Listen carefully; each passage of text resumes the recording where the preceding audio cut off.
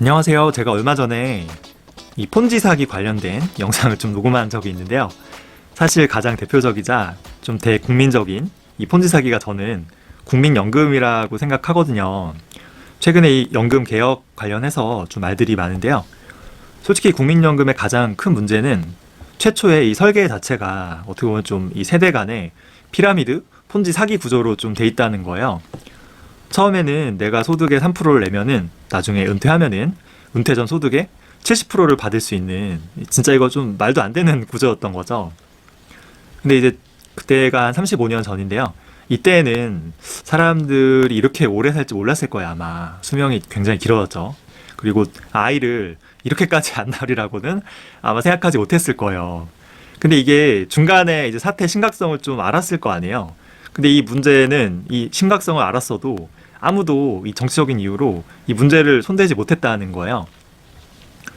그림에서 보다시피 처음에 88년부터 5년 그리고 또 그 다음 5년까지는 개혁을 했어요. 보험료율을 3%에서 6% 그리고 9%까지 올렸죠. 그리고 소득 대체율도 70%에서 매년 계속 낮춰서 40%가 되게끔 개혁을 했는데, 중요한 거는 원래는 이 3% 6%도 계속 15%까지 올리려고 했던 건데, 이게 98년도면 거의 25년 전이잖아요. 이때부터 어떠한 정치인도 이 9% 요율을 올리지 못한 거죠. 솔직히 9%는 너무 낮아요. OECD 평균이 공적연금 보험료율이 18%라고 하지만 이제 우리나라의 저출산이나 이 고령화 속도가 세계 1위예요. 이거를 감안하면은 사실상 소득의 20% 이상을 거뒀어도 이게 해결이 쉽지 않은 수준인데, 우리나라 출산율을 제대로 반영하면 30%를 거둬도 이게 좀 부족하다는 주장도 많거든요. 근데 이거를 25년 동안 한 번도 건드리지 못하는 거죠. 이제 와서 이거를 이제 15% 올린다고 하는데, 이것도 점진적으로 굉장히 천천히 올린다고 해요. 이거 너무 늦었죠. 지금에 와서 올리면 뭐예요? 왜냐하면 인구의 대다수인 이 베이비 부머 세대라고 하죠. 이분들은 이미 다 은퇴하고 없잖아요. 이게 가장 빠른 시나리오로 계산해도 15%가 제대로 되는 시점이 2036년인데요. 그때에는 이 우리나라에서 덩어리가 제일 큰 이 75년생 이전 세대는 이 만 60세가 넘기 때문에 연금을 내지 않아요.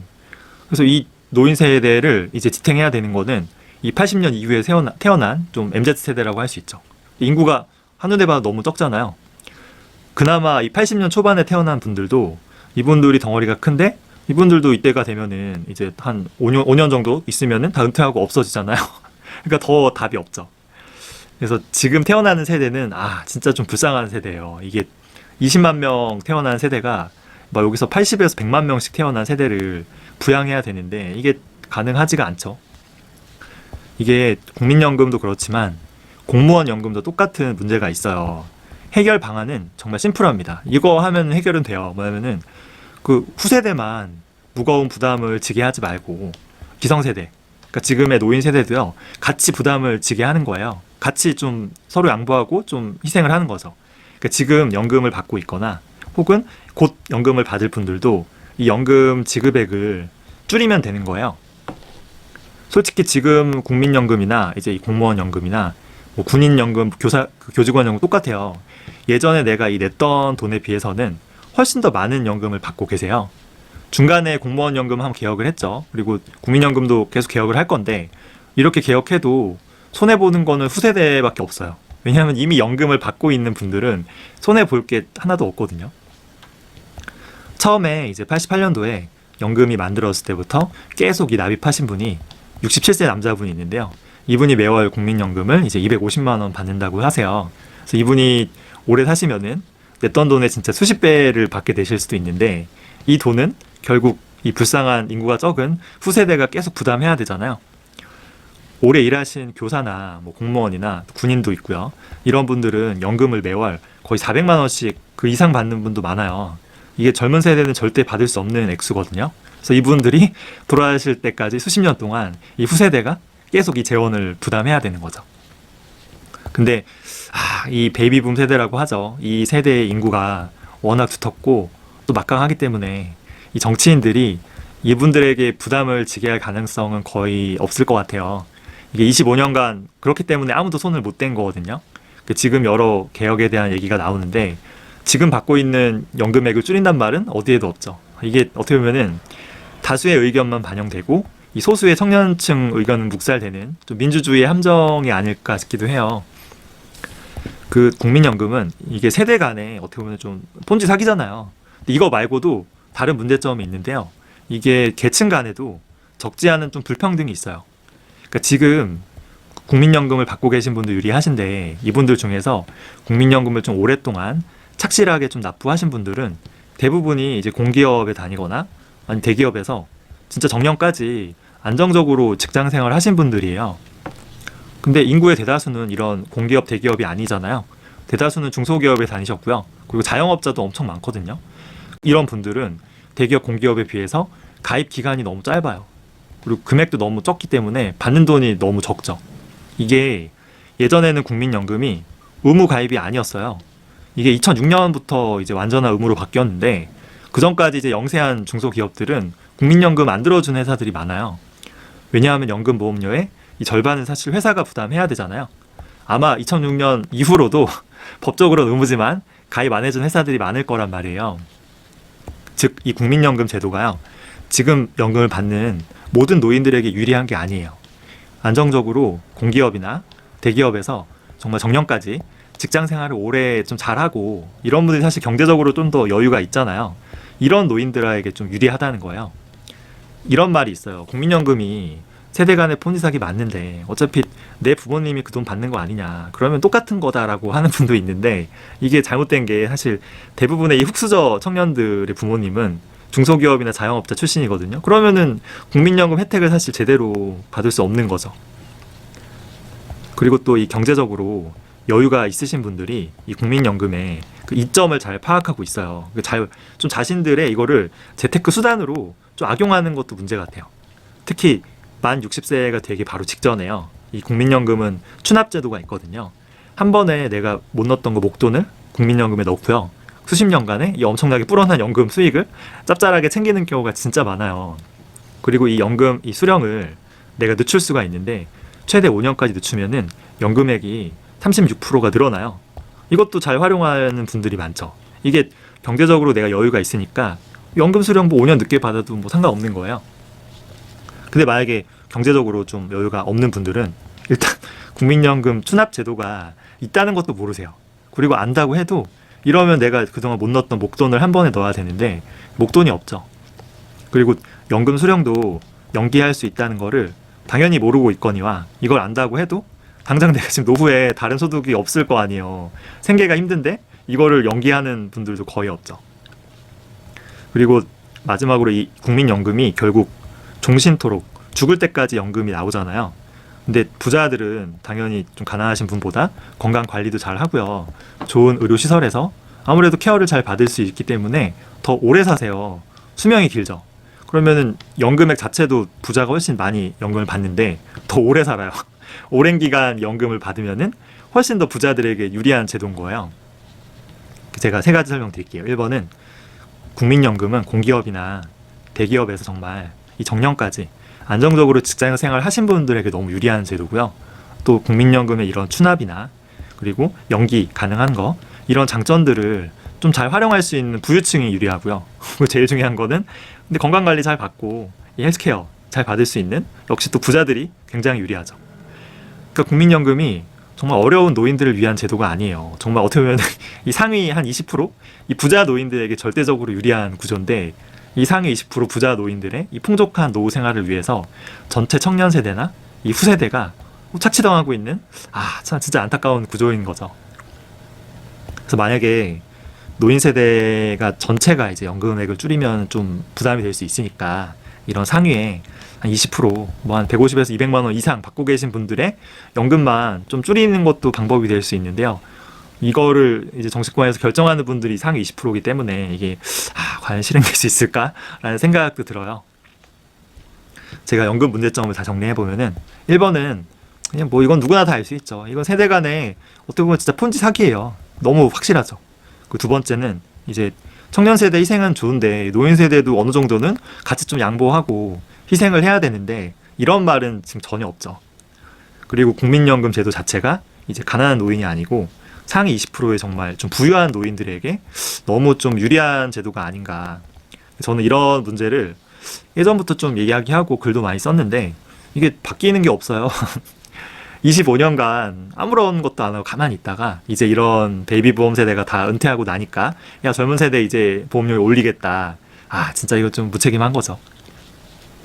그 사회적으로 문제점을 지적하는 건 진짜 의미가 없는 것 같아요. 변하는 것도 없고요. 이 우리 국가나 사회가 바뀌지 않아요. 그렇다고 뭐 바뀌지 않는 사회 국가를 욕하고만 있으면 의미 없죠. 그래서 우리 이런 사회에 살면서 각 개인들이 어떻게 대처해야 되고요. 어떻게 좀 준비해야 되는지 이게 가장 핵심 같아요.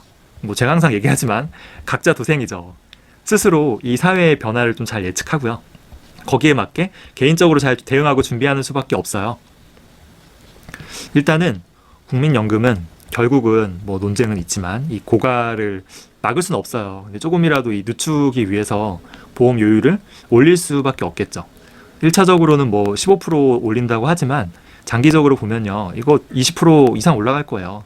심지어 30% 이상 올려야 될 수도 있어요. 이렇게 되면은 개인들은 당연히 불만이 있죠. 그죠? 근데 이게 우리가 좀 잊고 있는 게 이게 기업도 상당히 부담이 돼요. 왜냐하면 개인과 기업 절반씩 내고 있는 거 아니에요. 현재 9%인데 여기서 개인이 4.5%, 기업이 4.5% 내고 있잖아요.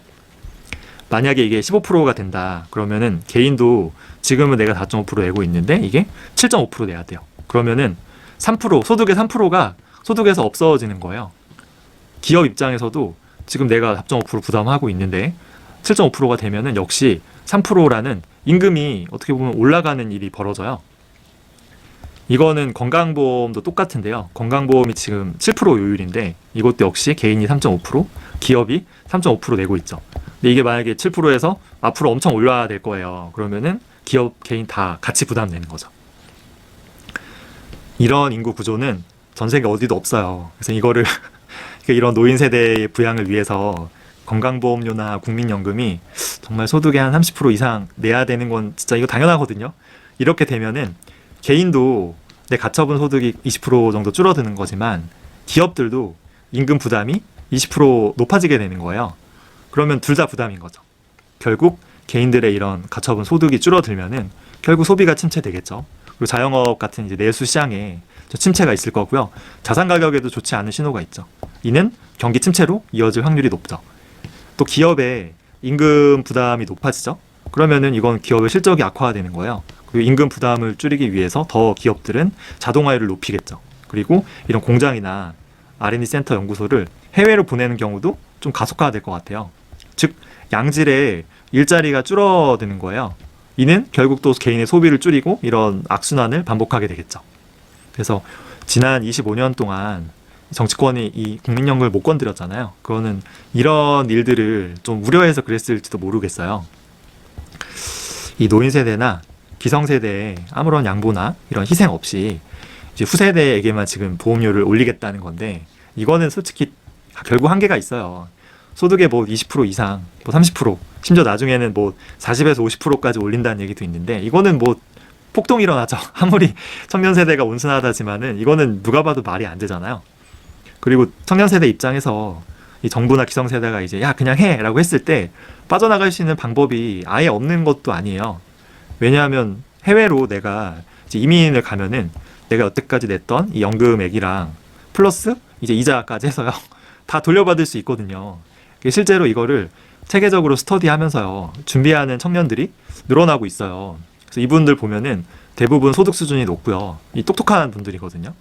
만약에 이런 청년분들이 자꾸 빠져나가고 이제 자기가 냈던 많이 냈을 거 아니에요. 연금액이랑 이자까지 다 타가고 나면은 점점 좀 고갈이 더 빨라지겠죠. 여기에 공포를 느낀 이제 후세대 청년들이 더 이 탈주가 가속화될 수도 있어요. 그래서 그러면 청년 세대에만 너무 부담 주지 말고 돈 많은 사람들, 이 부유층이나 기업들을 더 내게 하자 이런 주장도 있는데 이들도 똑같아요. 너무 좀 부담, 프레스를 좀 강하게 주면은 결국 이 사람들이나 이런 기업들도 해외로 도주하는 거예요. 뭐 부유층도 이민 가면 되죠. 아니면 자산을 해외로 다 옮길 수도 있고요. 기업들은 고용을 줄이거나 역시 투자를 이제 해외에만 하겠죠. 결국 이런 노인 세대나 기성 세대에게 부담을 지우는 거는 표 때문에 안 돼요. 그렇죠?